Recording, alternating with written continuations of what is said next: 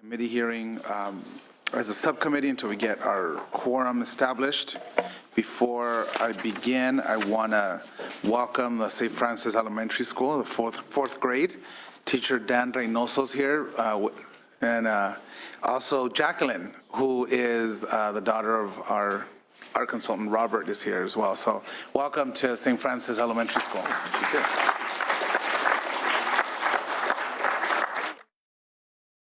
And we do have a quorum, so Secretary, please call the roll. Laura? Here. Laura here. Bates? Here. Bates here. Bell? Hill? Hill here. McGuire? McGuire here. Mendoza? Nielsen?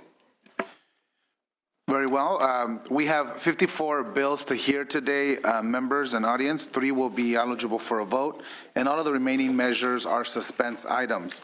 The following 5 measures are still listed in the daily file, but will be rescheduled for a later hearing. That is SB 944, Transportation and Housing Committee, SB 1105, Senator McGuire, SB 1157, Senator Mitchell, SB 1234, Senator De Leon, and SB 1426, Senator Hall. As usual, members, witnesses, please refrain from lengthy policy discussions and stick to your fiscal aspects and components of the bill. If sergeants can continue to call members, we do have due pass recommendations by Senator Leyva, Senator Block, and Senator Walk. I see Senator Block here. Come on up. You're the next contestant. Members, Senator Block has your waiving presentation correct on all the measures, and you're presenting on 1455? That's correct. Correct. Go ahead. Thank you, Mr. Chair. SB 1455 removes barriers to public school enrollment and registration for military families transferring into California. Under current law, if a military family gets orders to transfer from another state to California, or even within California from one school district to another, they have to wait until they arrive in the new district before they can register and enroll. This has some real problems. If military children miss course and program registration deadlines, they can be shifted away from planned courses of study, and this shift could later require summer school or even force the students to graduate later than their peers. SB 1455 allows families to begin preliminary enrollment and registration of their children upon receipt of official military orders, providing families and school districts alike the opportunity to plan for the educational needs of the military children. Bill passed out of Senate Education on consent, and as the analysis notes, on the front page of the analysis, there, quote, no anticipated significant costs to the state. The bill is sponsored by the U.S. Marine Corps and has no opposition. I have one witness and ask for your aye vote. Citizen support. Good morning, Mr. Chair, members of the committee. My name is Ned McKinley. I'm with Marine Corps Installations West. We are in support of SB 1455. Just a couple of quick comments. The biggest challenge that our children face, the children of service members with their education, and it comes with registering for their classes, especially at the high school level. This bill would make a very modest change to help streamline that process a little bit, which is why we are very excited about it. Thank you. Thank you. Witnesses in opposition. Finance. Jacqueline Wong Hernandez with the Department of Finance. We don't have a position on this bill. We also note the potential for a mandate, likely minor. Thank you. Comments or questions from committee? There is a motion to move the bill. Senator Block, would you like to close? Sure, if you care about the United States Marine Corps and those kids out there in the audience, you'll vote aye on this bill. Riveting, Senator Block. Thank you. There is a motion by Senator Hill. Secretary, please call the roll. The motion is due pass to the Senate floor. Laura? Aye. Laura, aye. Bates? Bates, aye. Bell? Hill? Hill, aye. McGuire? McGuire, aye. Mendoza? Nielsen? The current vote is 4-0. We're going to keep that roll open to allow absent members. Thank you, Senator Block. Chair.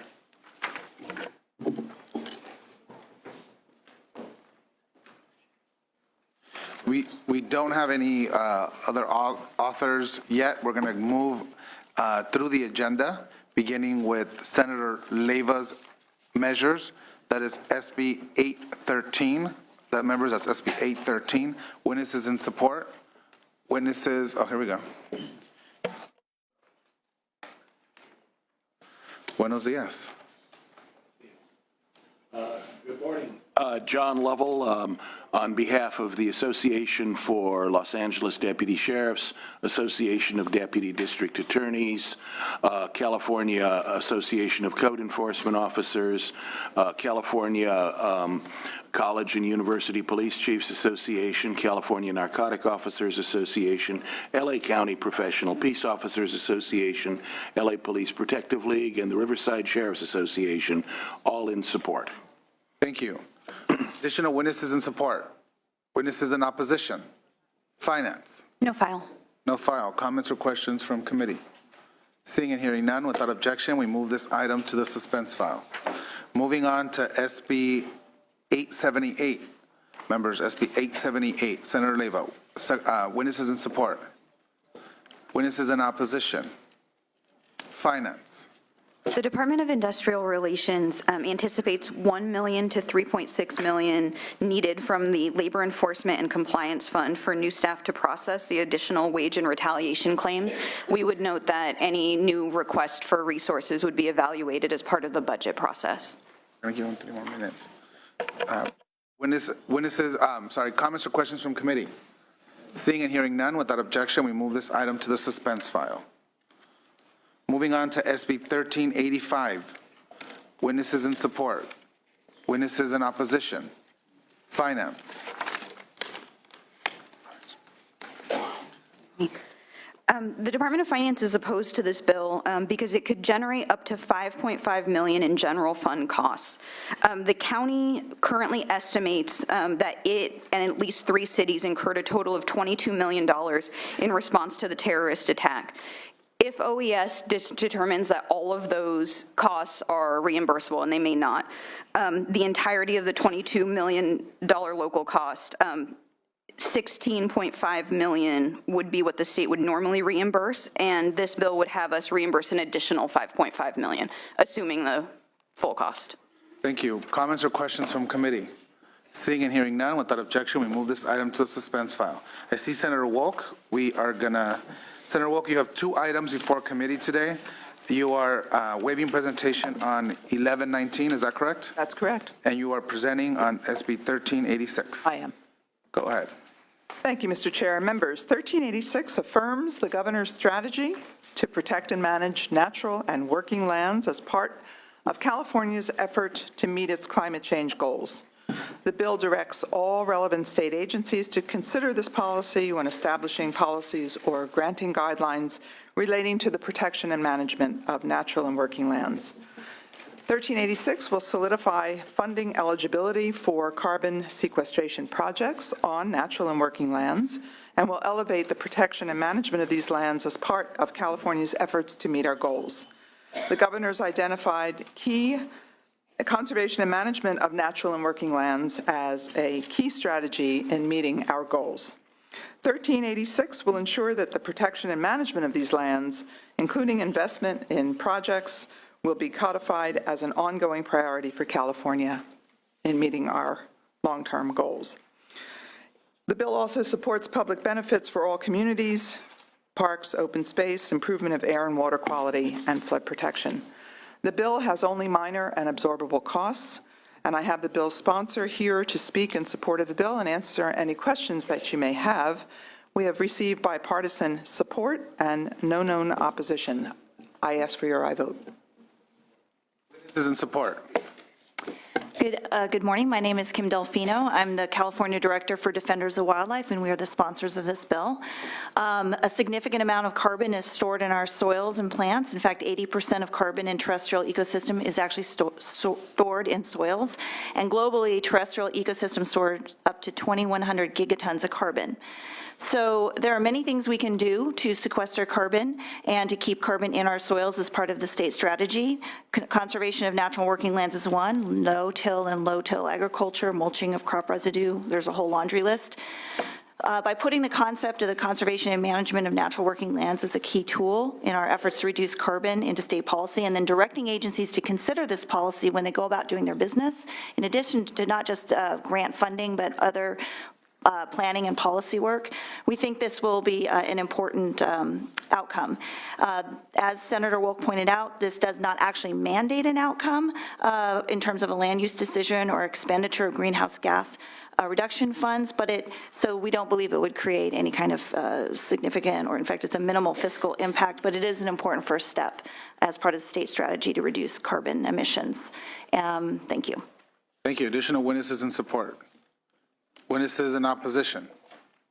Finance. The Department of Finance is neutral on this bill. We also think it's an important step to codify this. It's an important aspect in reducing greenhouse gas emissions. Thank you. Comments or questions from committee? Senator Nielsen. Senator Walk, now, this says ongoing. Does that mean that that would extend beyond 2020? That's AB 32's, so this is in perpetuity, or is there a 2030, 2050? How far would this go? Yeah, go ahead. So this bill is not time limited. It's as long as the state is working to reduce carbon emissions, this state policy would remain in effect. We believe that in order to reduce carbon emissions down to the levels that will become safe, this will probably be an ongoing discussion. I mean, the goals for renewable energy go beyond 2020 to 2030, 2040. There's discussion to 2050. So this is not limited just to 2020. But what about measurables? I mean, as things improve, would this not then become a goal that needs to be changed somewhere in the future as we improve? Senator Nielsen, I think it becomes, the bill is silent on any date. It would be, as with other measures, consistent with state law. So as state goals may change, so then would this. Thank you. Additional comments or questions? Senator Bates. Senator Wilk, I did support this in environmental quality, and I think it's a good bill. There is a question regarding the time on it, so I'm going to lay off today until I get a clear understanding, because this is not prescriptive in terms of reaching beyond what is currently authorized, but there is a question about the way it's worded. So I know that it looks like one of those things that, knowing what the science is, that we are actually sequestering these in naturally, that's, I think, a good thing. So I just wanted to let you know that, because I did support it in EQ. Thank you. Thank you for your support. Additional comments or questions, members from committee? Senator Walker, I just want to thank you again for your work on this. I know as we move forward as the legislature, we got to do everything we can to continue to lessen our carbon footprint. I appreciate the work on the short-lived climate pollutants with the Department of Food and Ag, which we know, methane is a huge source of that in terms of food waste, and that's one place where that we continue to get, eluded. We need to continue to do much more on that area. So ensuring that we don't landfill all this food waste that eventually harms our environment, harms our health. And so I want to thank you for your work on this issue. With that, is there a motion? Senator Hill moves the bill. Secretary, please call the roll. Motion is due pass to the Senate floor. Laura? Aye. Laura, aye. Bates? Bell? Bell, aye. Hill? Hill, aye. McGuire? McGuire, aye. Mendoza? Mendoza, aye. Nielsen. Thank you, Mr. Chair and members. Thank you. Thank you. Members, we're going to move back to the agenda, continuing with Senator Block's measures, beginning with SB 823. Witnesses in support? Witnesses in opposition? Finance? No file. No file. Comments or questions from committee? Seeing and hearing none, without objection, we move this item to the suspense file. Moving on to SB 1314. Witnesses in support? Witnesses in opposition? Finance? No file. No file. Comments or questions from committee? Seeing and hearing none, without objection, we move this item to the suspense file. Moving on to SB 1357. Witnesses in support? Witnesses in opposition? Finance? No file. No file. Comments or questions from committee? Seeing and hearing none, without objection, we move this item to the suspense file. Moving on to SB 1359. Witnesses in support? Witnesses in opposition? Finance. No file. Comments or questions from committee? Seeing and hearing none, without objection, we move this item to the suspense file. Moving on to SB 1412. Witnesses in support. Witnesses in opposition. Finance. No file.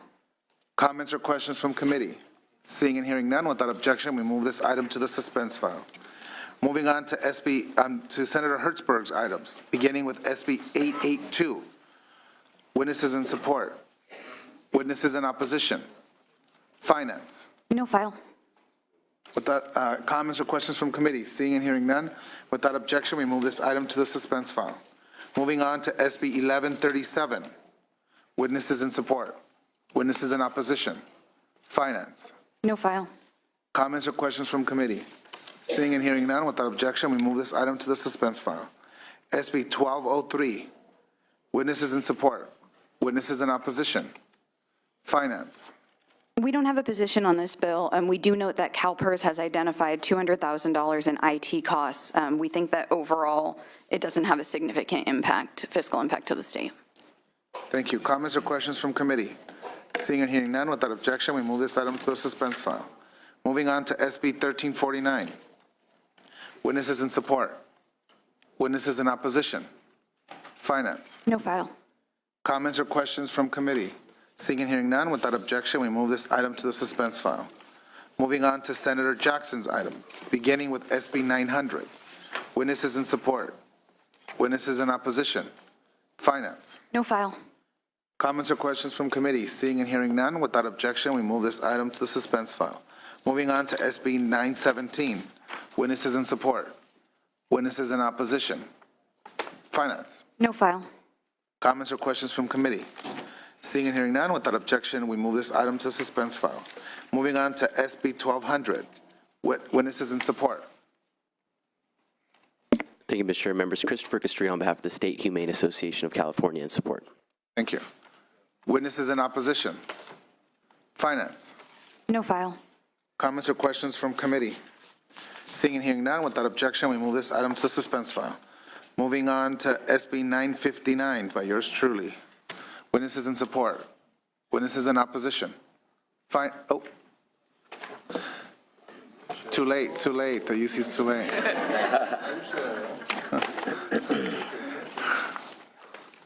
Thank you, Senator. Good morning, Mr. Chair and members. Jason Murphy on behalf of the University of California.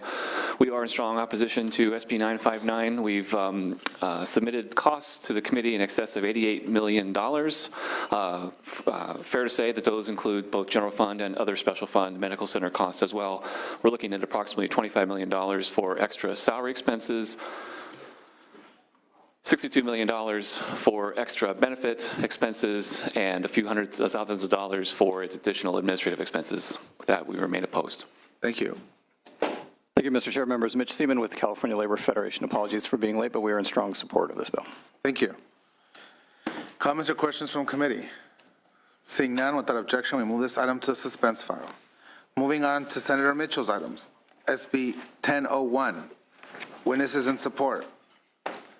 Witnesses in opposition. Did she waive? We don't have a waiver. Oh, sorry. She hasn't waived. I was going on a roll. Well, we have Senator Leyva here. Senator Leyva, you have one item. Enjoys a due pass recommendation. It's SB 1068. Please come forward. Good morning, Mr. Chair and members. Thank you very much for the opportunity to present SB 1068. SB 1068 would improve coordination of services for homeless students across California by providing informational hearings and training to homeless student liaisons and other school staff. California has the unfortunate distinction of having the most identified homeless students in the nation, with over 300,000 during the 2013-2014 school year. This was more than twice as many as New York, which is second, and almost 3 times as large as Texas, which is third. Sorry, I ran over here, so I'm a little out of breath. SB 1068 is tailored to minimize costs by closely aligning with federal law and utilizing existing resources when possible. Members, this bill will help homeless students excel both academically and personally by ensuring that the staff responsible for providing services and helping them navigate the education system are well-trained and have the support they need. I respectfully ask for an aye vote. Thank you. Witnesses in support? Witnesses in opposition? Finance? The Department of Education has estimated $13,000 in costs to develop and distribute the informational and training materials to the local liaisons. Thank you. Comments or questions from committee? Seeing hearing none, Senator Hill, would you like to move the bill? Senator Hill moves the bill. Secretary, please call the roll. The motion is due pass to the Senate floor. Laura? Aye. Laura, aye. Bates? Bates, aye. Bell? Bell, aye. Hill? Hill, aye. McGuire? McGuire, aye. Mendoza? Mendoza, aye. Nielsen?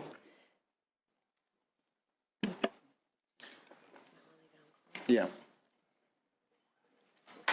6-0, we're going to leave that measure on call to allow absent members to add on. Thank you, Thank you, Senator. Mr. Chair. Thank you, members. Thank you. See Senator Monning. Senator Monning, you have 3 items. Are you presenting on all 3? Yes, brief presentations. I believe they're all candidates for suspense, but Yes. if we could, I'd like to start with SB 1002. Yes, members, Senator Monning has 3 items, SB 1002, 1016, and 1135. We'll begin with 1002. Thank you. Good morning, Mr. Chair, members. I do understand this is a candidate for suspense. As you all know, last year California achieved a historic milestone by successfully passing the End-of-Life Option Act. This legislation allows for terminally ill patients who meet specified qualifications to have the option to self-administer medications that will result in an earlier death as an additional end-of-life option available to them. An important aspect of the act is that participation is completely voluntary for all parties, including the patient, physician, and healthcare provider. As a result, a void remains for accessing information about the provisions included in the act when any of the parties have questions. Currently, nonprofit advocacy organizations are acting to fill this need as a resource to answer the many questions Californians are asking about the new law, whether they are terminally ill patients, physicians, or individuals from the general public. Though they are doing a tremendous job, the nonprofit groups, it is essential that there be an independent and objective entity to answer these questions and be identified to fill this role. SB 1002 is designed to address this issue. It will require the Department of Public Health to maintain a toll-free telephone number for the purpose of responding to inquiries regarding the provisions contained in the End-of-Life Option Act and to post the number on its internet website. Funding to ensure that the information provided to respond to these inquiries is from an impartial and accurate source is an essential investment in maintaining neutrality about the option and will remove the dependency on advocacy groups who may have more influence on an outcome but are currently the only sources providing this information. Members, at the appropriate time, I would request your support for this important legislation when you vote on this measure. Thank you. Thank you. Witnesses in support? Amy Brown, on behalf of the California Academy of Family Physicians, in support. Witnesses in opposition?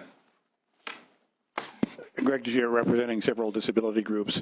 The ARC California, the Disability Rights Education and Defense Fund, the Freed Center for Independent Living, the Communities Actively Living Independent and Free, the Independent Living Resource Center of San Francisco, the Placer Independent Resources Center, the California State Independent Living Council, and the California Disability Alliance.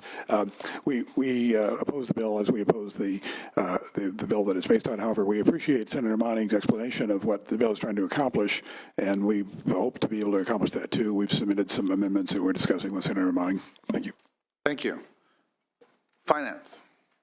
The Department of Finance is opposed to this bill. We would note that there are two pending governor's budget proposals related to the End-of-Life Option Act currently before the legislature, and this bill would require additional general fund costs that are not envisioned in the governor's budget. The Department of Public Health estimates general fund costs of approximately $283,000 in 16-17 and $281,000 in 17-18 and ongoing to implement the bill. Costs include $170,000 annually for a contract to operate the telephone number and approximately $113,000 in ongoing funding for a staff position to manage the contract for the toll-free hotline. This is based on the department's experience with their problem gambling hotline. Thank you. Comments or questions from committee? Seeing and hearing none, Senator Monin, would you like to close? Just real briefly, we are not referring to it as a hotline. We're referring to it as an information line, not a crisis line. It's not to persuade, dissuade. It's to make sure Californians know what the law provides, what the prohibitions are, and it is not a advocacy or advice line. With that, I would respectfully ask for your aye vote. Thank you. Senator Monin, without objection, we move this item to the suspense file. Moving on to SB 1016. Yes, thank you, Mr. Chair. Members, SB 1016 will extend the sunset date of California's determinate sentencing statutes until January 1st, 2022, and will maintain judicial discretion in California's tiered sentencing system. In 2007, the U.S. Supreme Court ruled in the Cunningham decision that portions of California's determinate sentencing statutes violated the Sixth Amendment of the Constitution. The legislature responded to the issues by implementing Senate Bill 40, authored by Senator Romero, which provided the courts with the discretion to sentence in the best interest of justice. The sunset date for the determinate sentencing provisions in this bill has been extended 4 times and through 4 different bills approved by this committee. And if the sunset date is not extended under this bill, California's determinate sentencing scheme will again become unconstitutional. The analysis points out potential increased costs to the state if more defendants are sentenced at the upper term. But in the 10 years that the Cunningham fix has been in place, the courts have largely favored the middle or lower term, potentially saving the state money on shorter incarceration times. As the bill moves to suspense, I look forward to working with your office to address any potential cost issues to ensure that California's sentencing statutes remain constitutional. Thank you for your consideration and would request your aye vote at the appropriate time. Thank you. Witnesses in support. Morning, Mr. Chair and members. Corey Salzillo on behalf of the California State Sheriff's Association. As Senator Monin said, in order to keep our statutes constitutional, it's imperative that this bill be approved. Thank you very much. Greg DeGier with the ARC and United Cerebral Palsy. We support the bill as good for inmates with intellectual and developmental disabilities. John Lovell, Association for Los Angeles Deputy Sheriffs, Association of Deputy District Attorneys, California College and University Police Chiefs Association, California Narcotic Officers Association, LA County Professional Peace Officers, LA Police Protective League, and Riverside Sheriffs Association, all in support. Thank you. Witnesses in opposition. Finance. No file. No file. Comments or questions from committee?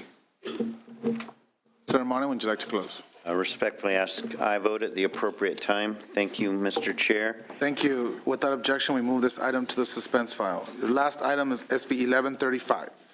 Yes, Mr. Chair, members, Senate Bill 1135 requires plans and insurers to include the state toll-free line on insurance cards and requires disclosure about the patient's right to timely access to medical care. While the analysis points out significant costs with regard to providing enrollees the appropriate department to call should a problem arise, it is based on the assumption that 5 times as many consumers would be calling in than currently do. Furthermore, the estimates are based on a portion of all calls the plans receive, not just consumer complaints. I would argue the fiscal estimates are high. They're still largely unknown, and these estimated costs have been presented at a high end. However, I'm willing to work with the committee and others to develop ways to implement this bill so as not to overload our state call centers. Whatever the state costs are for receiving more consumer calls, these costs are well worth it to ensure Californians have access to care from their respective plans. These complaint calls also serve as a way for regulators to identify problems and prevent systemic issues. SB 1135 is an important bill for consumers, and it should be the goal to make these toll-free numbers readily available for all as part of a system to guarantee timely access to care. We're not setting those standards. Those exist in law. Care for emergency room, primary care, specialty care. We just want to make sure we can track which plans are providing that timely access and where they're not, provide consumer remedy. With that, we do have some witnesses in support with the permission of the chair. Thank you. Just to remind the witnesses to keep on the fiscal aspects of the measure. Thank you. Good morning. Support. Good morning, Mr. Chair and members. My name is Tam Mon. I'm with Health Access California, the sponsors of this bill. The projected cost to handle additional calls to the Department of Managed Health Care Help Center comes out to less than $2 per consumer, compared to the average health plan premium of $6,700 per year. DMHC regulates the coverage of more than 26 million Californians. Yet right now, the HMO Help Center receives calls from only 100,000 Californians, a tiny fraction of those whose coverage is regulated by the department. This suggests that the call volume is far below what it should be, and this is something that's been confirmed by a consumers union survey that reveals that very few Californians actually know where to go to get help if they're not getting the care that they need from their plans. We estimate that health plans collect over $130 billion in revenue each year, and the estimated cost of $50 million to DMHC, if that's the accurate cost, to implement this bill is a tiny fraction of health plan revenues, less than 1/10 of 1% of their total revenues. We also note that the costs to implement this bill come out of fee-supported special funds, and we look forward to working with the author and others to further refine the bill and respectfully ask your aye votes should this bill come off of suspense. Thank you. Linda Way with Western Center on Law and Poverty. Consumers, particularly Medi-Cal consumers, have a right to timely access, and so we support this bill. Thank you. Additional witnesses in support. Michelle Cabrera on behalf of SEIU California in strong support. Thank you, Mr. Chair. Members, Mitch Seaman with the California Labor Federation, also in support. Thank you. Mike Montgomery, Congress of California Seniors. We support the bill. Lynn Jones, Southeast Asia Resource Action Center, in support. Amy Brown on behalf of the California Academy of Family Physicians, in support. John Lovell on behalf of the Association for LA Deputy Sheriffs, the California College and University Police Chiefs, Los Angeles County Professional Peace Officers Association, LA Police Protective League, and Riverside Sheriff's Association, all in support. Thank you. Finance. No I'm sorry, file. any witnesses in opposition? Finance. No file. No file. Comments or questions from committee?